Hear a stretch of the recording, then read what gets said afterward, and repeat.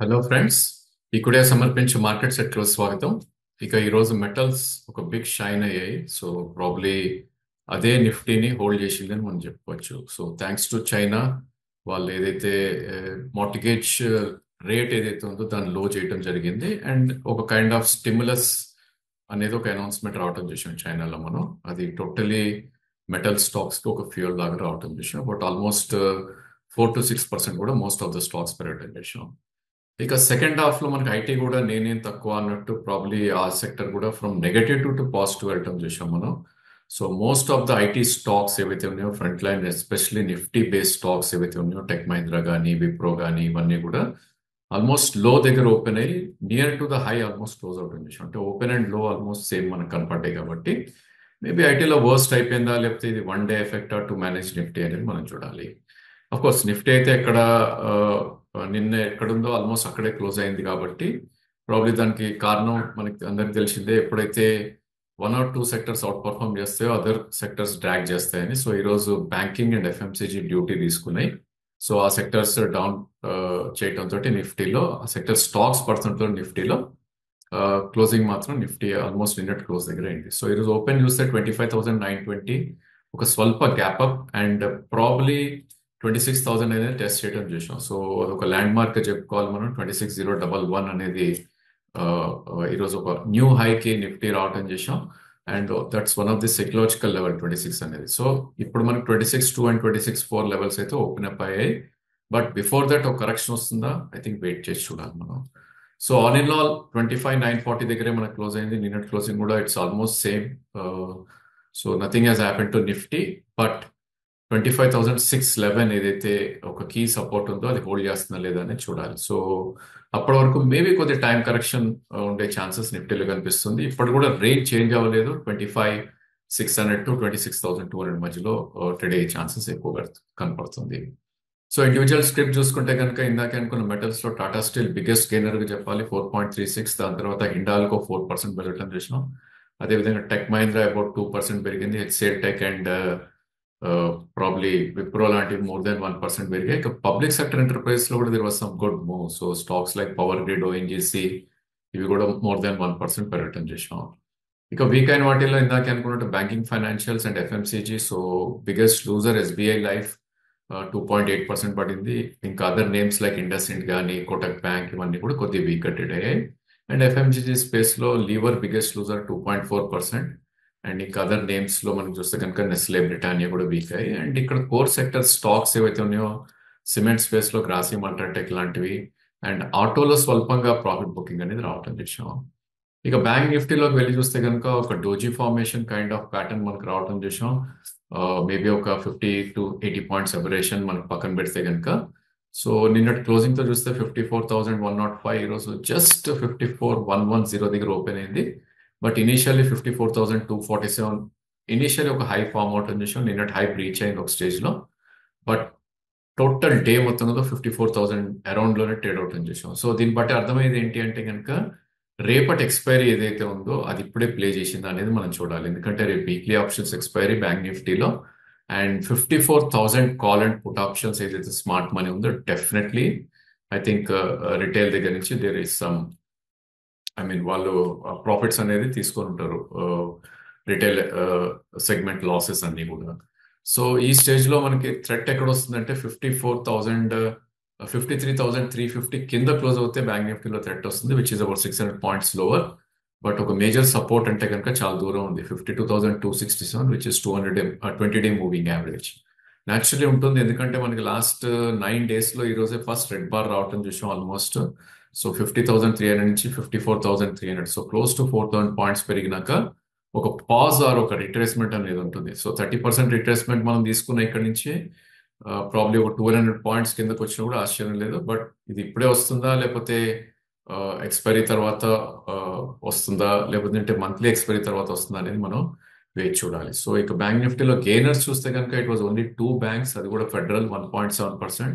ఇక HDFC biggest weightage ఉన్న stock 0.3% పెరగటం చూసాం. ఇక పడటం చూస్తే కనుక it was PNB. So almost 3.5% పడటం చూసాం. అరౌండ్ 107.90 దగ్గర క్లోజ్ అయింది. దీనికి ప్రధాన కారణం వాళ్ళు క్యూఐపి క్యూఏపీ తోటి క్వాలిటీ ఫండ్ రేస్ చేస్తున్నారు అట్ 108.73 అని ఒక వార్త రావడం తోటి.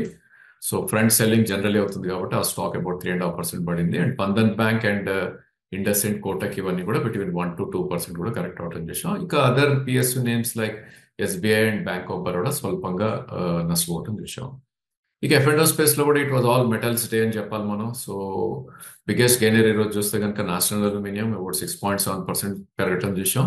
But definitely I think previous swing high and all time high నుంచి కూడా చాలా దూరం ఉంది. ఇన్ఫాక్ట్ ఫర్ ఎగ్జాంపుల్ నాల్కోని తీసుకుంటే కనుక swing high is 200 and all time high is 209. But ఈ రోజు కూడా ఇంత పెరిగినా కూడా 192 దగ్గరే క్లోజ్ అవటం చేసాం. ఇంకా అదర్ నేమ్స్ లైక్ ఎన్ఎండిసి కానీ హిందుస్థాన్ కాపర్ ఇవన్నీ కూడా వే అవే ఫ్రమ్ రెసిస్టెన్స్ పాయింట్స్ లో ట్రేడ్ అవుతున్నాయి. So sale and stocks in fact ఇప్పుడే 200-day మూవింగ్ యావరేజ్ దగ్గరలోకి రావటం చూస్తున్నాం.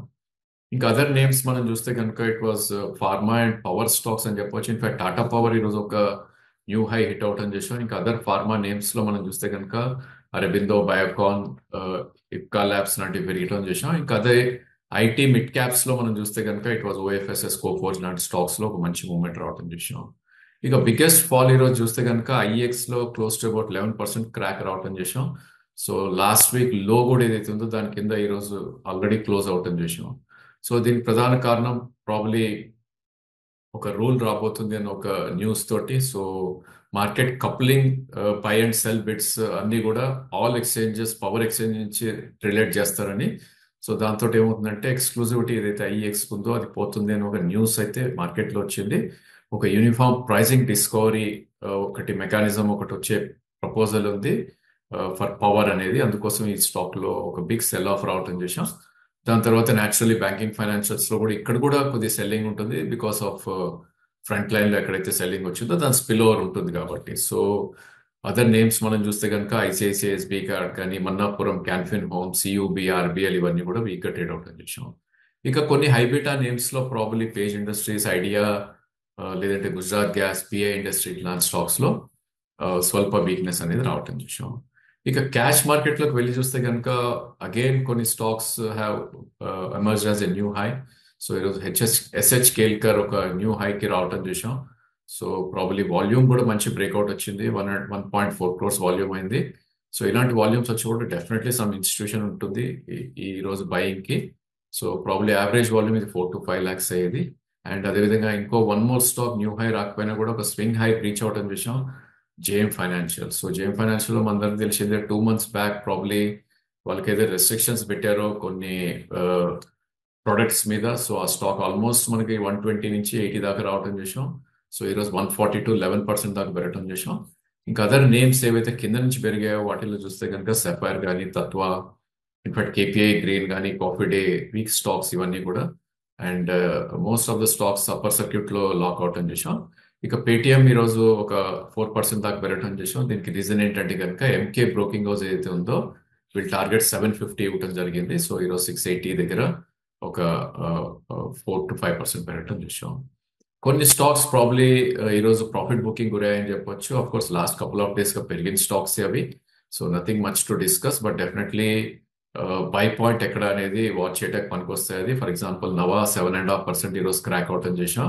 సో ఈరోజు క్లోజింగ్ 1160. సో ప్రాబ్లీ దీనికి ఒక మేజర్ సపోర్ట్ 1103 లో ఉంది. అంటే ఇంకో 60 రూపీస్ పడితే కనుక ఈ స్టాక్ ని వాచ్ లిస్ట్ లో పెట్టుకుని one should try to buy. అదేవిధంగా నేను ఆర్ఐఐఎల్ ఏదైతే 16% పెరిగిందో ఈరోజు ఒక 7% గివ్అప్ చేసింది. విఎస్టీలో ప్రాబ్లీ ఐ థింక్ ఈ స్ప్లిట్ ఆర్ బోనస్ షేర్స్ ఏవైతే అలాట్ అయ్యాయో అది హాంట్ చేస్తుందని చెప్పొచ్చు. ఇంకా నిన్ననే మనం అనుకున్న 200-day మూవింగ్ యావరేజ్ కింద క్లోజ్ అయిందని. ఈ రోజు ఇంకొక 5% దాకా కరెక్ట్ అయ్యి క్లోజ్ టు అబౌట్ 390 దగ్గర క్లోజ్ అవుతుంది విషయం. ఇంకా అదర్ నేమ్స్ లైక్ వరెండా, ఓల్డా ఎలక్ట్రిక్ కానీ, నౌకార్ కార్ప్ కానీ, కళామందిర్, సింఫోనీ వీటన్నిటిలో కూడా కొంచెం సెల్ ఆఫ్ అనేది గురైంది. Maybe it's only profit taking అని చెప్పొచ్చు. సో మార్కెట్స్ ఆల్రెడీ మనకి ఇంత బిగ్ ర్యాలీ తర్వాత Nifty 24,700 to 26,000, so close to 1,300 points rally తర్వాత కొంచెం టైర్నెస్ అయితే కనిపిస్తుంది చార్ట్స్ లో మనకి. మేబీ ఒక టైం కరెక్షన్ గురవుతుందా లేకపోతే ప్రైస్ కరెక్షన్ వస్తుందా వెయిట్ చేయాలి. So all in all 25,611 is very crucial. దాని కింద క్లోజ్ అవుతే మటుకు probably that should be used as stop loss. Existing longs కి ఫ్రెష్ లాంగ్స్ అయితే ఇమీడియట్లీ తీసుకోవాల్సిన అవసరం లేదు. అండ్ అగైన్ ట్రేడింగ్ పొజిషన్స్ కి స్టాప్ లాస్ కూడా మస్ట్. ఎందుకంటే ఎవ్రీ టైం మనకి ఇంత బిగ్ మూవ్స్ వచ్చినప్పుడు రిట్రేస్మెంట్ కూడా అంతే ఫాస్ట్ అండ్ స్విఫ్ట్ గా రావటం చూసాం. అలాంటప్పుడు trading position stop loss compulsory, and stock selection కూడా చాలా వైజ్ గా ఉండాలి ఇలాంటి టైంలో. సో ఎస్పెషల్లీ 200-డే మూవింగ్ యావరేజ్ కింద ట్రేడ్ అవుతూ స్పైక్స్ వచ్చిన స్టాక్స్ ని కంప్లీట్లీ అవాయిడ్ చేయాలి. అండ్ బెస్ట్ స్టాక్స్ ఏవి అంటే కనుక అబౌట్ 20-డే మూవింగ్ యావరేజ్ ట్రేడ్ అయ్యే స్టాక్స్ లో ట్రేడింగ్ పొజిషన్స్ తీసుకుని స్టాప్ లాస్ పెట్టుకోవాలి. So that's all for today. Thank you for watching the video.